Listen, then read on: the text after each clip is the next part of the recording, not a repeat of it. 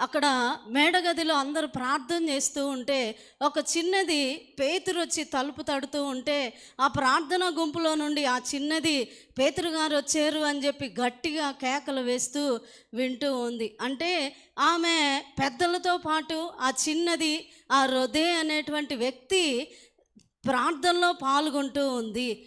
ఆ పేతురు యొక్క స్వరము ఆ రొదే వింటూ ఉంది. అంటే దైవజనుల దగ్గరికి మనం తీసుకువెళ్తూ ఉన్నప్పుడు, సండే స్కూల్కైనా ఆరాధనకైనా మనం తీసుకువెళ్తూ ఉంటే, దైవజనుని యొక్క స్వరము పిల్లలు ఖచ్చితంగా గుర్తుపడతారు అనేటువంటి సత్యాన్ని హృదయ ద్వారా దేవుడు తెలియజేస్తూ ఉన్నాడు. అంటే దేవుని మాట ఎవరు చెప్తూ ఉన్నారో అనేది మన బిడలకి మనం నేర్పించే వారముగా ఉండాలి. కనుక ఈ సంవత్సరంలో మన పిల్లలు ఇతరులను ప్రభావితం చేసేటువంటి వారుగా, మంచి ప్రవర్తన కలిగినటువంటి బిడలుగా, మంచి ప్రార్థనా జీవితానికి కలిగేటువంటి